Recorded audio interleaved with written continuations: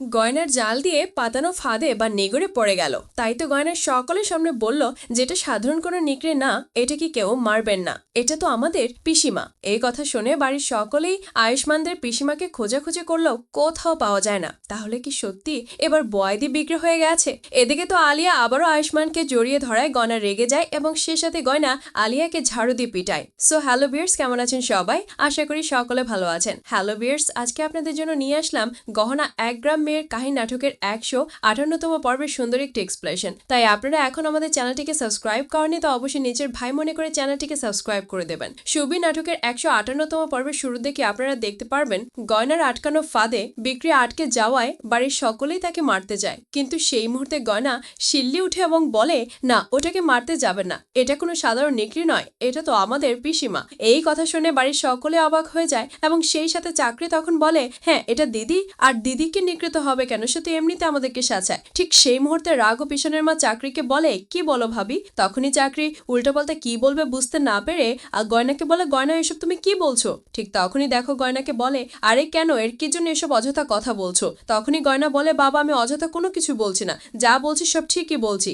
আপনারা সকলে একটা জিনিস ভেবে দেখেন তো, আমাদের চারদেয়াল বন্ধ, এখানে তো কোনো প্রাণী আসার কথা না, আর এখানে নিকড়ে আসলো, তার মানে এই বাড়িতে নিকড়ে মানব যে নিগড়ের উপর ধারণ করে আমাদের সকলকে আঘাত করছে। সেই মতো গয়নার এসব কথা শুনে সকলে অবাক হয়ে যায়, আর আমি এটা তদন্ত করেও দেখেছি, এটা আসলে কেউ নয়, এটা হচ্ছে পিসিমা। তখনই রাঘব বলে, আরে দিদি হয়তো বা কোথাও বিশ্রাম নিচ্ছে, তাই না? সেই মতো গয়না বলে, না বাবা, আমি সব জায়গায় খুঁজে পিসিমাকে কোথাও দেখতে পাইনি, আর এটা দ্বারা সাপ সাপ বোঝা যাচ্ছে যে আর কেউ নয়, পিসিমাই হচ্ছে নিকড়ে। এসব শুনে রাঘব গয়নার প্রতি একদম রেগে যায় এবং গয়নাকে বলে, তুমি কি ঠিক আছো না? তোমার মাথা নষ্ট হয়ে গেছে, কেন একের পর এক অযথা বলেই যাচ্ছ?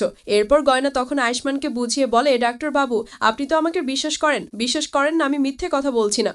আয়ুষ্মান তখন বলে, হ্যাঁ, আমি বিশ্বাস করি এবং আমি এটাও জানি যে বাড়িতে নিকড়ে আছে, কিন্তু তাই বলে যে পিসিমার নিকড়ে হবে এটা কি করে সম্ভব? গয়না তখন বলে, হ্যাঁ ডাক্তারবাবু, সম্ভব। সেই মুহূর্তে গয়না ঈশানকে বলে, ঈশান বাবু, তুমি বলো যে আমরা তো রিচার্জ করার জন্য কয়েকটা মুভিও দেখেছি, সেখানেও তো আমরা দেখলাম কিভাবে নিকড়ে রূপ ধারণ করছে, আর হ্যাঁ, এই সব কিছু সত্য। ডাক্তারবাবু, আরে ঈশান বাবু, বাড়ির সকলকে বলে দাও না। ঠিক সেই মুহূর্তে ঈশান বলে, হ্যাঁ, আমিও তো দেখেছি। ঠিক তখনই রাঘব রেগে যায় এবং সেই সাথে ঈশানের কলার ধরে বলে, এসব ভুলভাল মুভি দেখে এটা বিশ্বাস করে আমাদেরকে বলো? ঠিক তখনই চাকরি রেগে যায় এবং রাঘবকে বলে, এই আমার ছেলের, তোমার বৌমার যদি বুদ্ধি কম থাকে তাহলে আমার ছেলে কি দোষ? এরপর বাড়ির সকলে তখন গয়নাকে অবশেষ করছিল এবং সেই সাথে সকলেই তখন আয়ুষ্মানদের পিসিমাকে খুঁজি করছিল।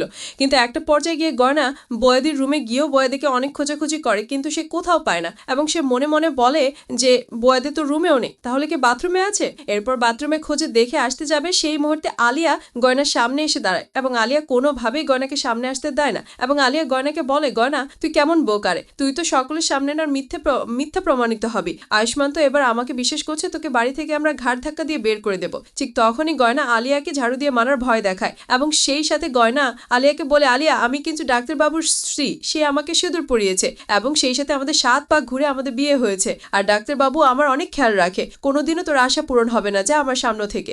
বুঝি এবং এরপর সামনে দেখতে পাই বাড়ির সকলে একত্রিত হয়ে সকলকে বলছে, আমরা তো কোথাও খুঁজে পেলাম না, আমরা বাড়ির প্রত্যেকটি কোনায় কোনায় খুঁজেছি, কোথাও আমরা পেলাম না। ঠিক তখনই গয়না সবার সামনে বলে, আমি বলেছিলাম নালি, পিসিমাকে কোথাও খুঁজে পাওয়া যাচ্ছে না, আর খুঁজে পাওয়া যাবে কি করে? আমরা তো তাকে জালে আটকে রেখেছি, সে তো বিক্রি হয়ে গেছে।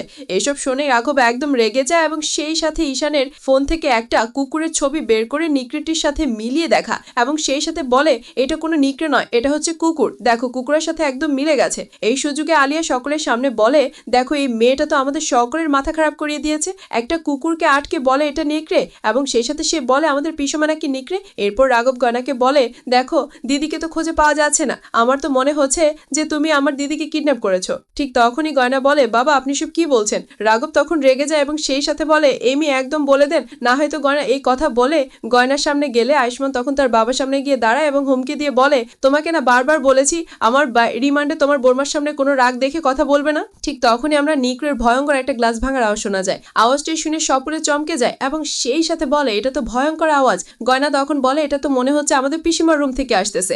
এরপর বাড়ির সকলে দৌড়ে বয়েদের রুমে গিয়ে দেখে বয়েদি মেঝেতে একদম অজ্ঞান হয়ে পড়ে আছে।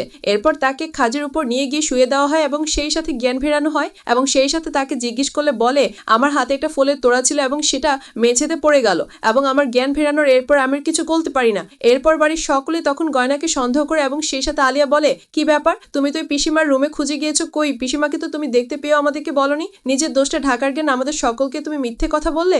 গয়না তখন বলে আমি যখন পিসিমার রুমে পিসিমাকে খুঁজতে এসেছিলাম তাকে তো আমি দেখতে পাইনি। তখনই বাড়ির সকলে গয়নার এসব কথা বিশ্বাস করছিল না, যার কারণে আয়ুষ্মান গয়নার পক্ষ নেয় এবং সেই সাথে সকলকে বলে আপনারা কেন গয়নাকে এত অবিশ্বাস করতেছেন। ভিউয়ার্স, আজকে এই পর্যন্তই। ভিডিওটি কেমন লাগলো কমেন্ট করে মতামত জানাও। ভিডিওটি ভালো লাগলে সাবস্ক্রাইব করে লাইক শেয়ার কমেন্ট করে অন্য দেখার সুযোগ করে দিও। ধন্যবাদ।